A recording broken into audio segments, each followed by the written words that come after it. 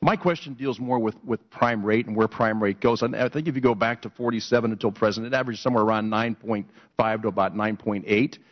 Right now we're at 3.25. But I remember, and with not really pleasant memories, in the early 80s where it went to 21.5% for prime rate. Now people tell me, are you out of your mind? That couldn't possibly happen. The reason I remember is because we paid 1% over prime for our floor plan.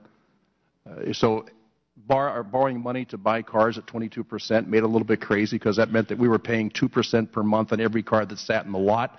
So the idea then was not to have too many cars in the lot. And what I worry about is our dollar starts to drop in value.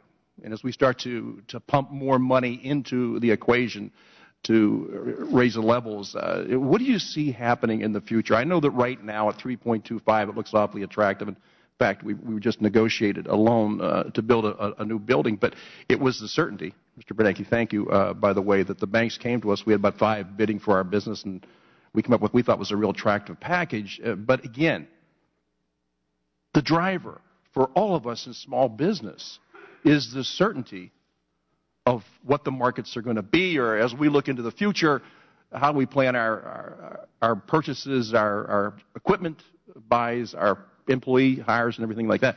What do you see happening right now, dollar-wise, our value of a dollar, because it does drive what lenders are going to ask for us to give back? I know for me it became very difficult because the covenants changed every quarter. The fact that we had a single-purpose building, they say, you know what, your collateral is not worth what it was before, so you become a difficult risk for us. So risk is the key that drives everybody, whether it's throughout the whole world. We're looking at great risk in Europe, in the contagion of it, because I really look at us as mountain climbers, all attached to the same rope, and as they start coming off the side of the mountain, it's going to pull all of us down. Tell me about prime rate. What do you see happening with prime rate? And I know we have some certainty, at least for the very near future. Where's it going to go? Well, first, of course, the Federal Reserve's policy has been to try to keep interest rates low to stimulate our economy. And in that respect, auto dealers and auto purchasers have obviously benefited from a low cost of funding. In fact, what we're seeing now is that auto purchases are going back close to where they were before the crisis. So that's a very significant improvement. So that's part of the plan, is to try and get the economy growing and get people back to work. And that can only be good for auto sales as well as for the economy in general.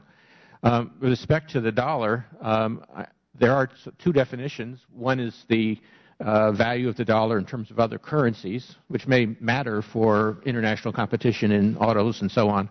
But there, the dollar has been pretty stable. There's not been any real trend in the dollar over the last few years. The other measure of the value of the dollar is the inflation rate, and there also, with some exception relating to gas prices, inflation has been low and stable. In particular, we haven't had the problem of high inflation that we saw in the 70s, which led to the 21% interest rates that you were referring to earlier. So I think our policies are achieving support for the economy without damaging the value of the dollar. Going forward, as the economy strengthens over a period of time, don't know exactly how long, obviously interest rates will go up to some extent. The dollar will react to the change in interest rates. It will react to expectations about growth in the United States.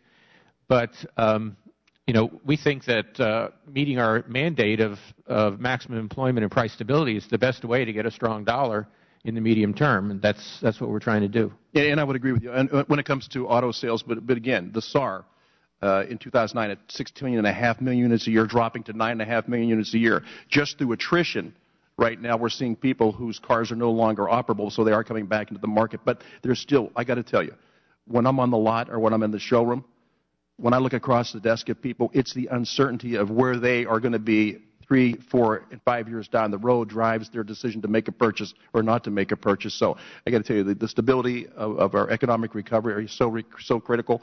I look at energy prices right now, and I'm watching the value of used cars drop almost daily, especially cars that are deemed to be gas guzzlers as they start to drop off. You can lose 35 or 40% very quickly as the price point goes up, and that's the one thing I fear. I watched it happen before. And we're very quickly reaching that tipping point again at about $4 where all of a sudden the whole world stops and we start to go in a rapid decline. But I do appreciate you being here today. I appreciate what you're trying to do. Mr. Chairman, I yield back.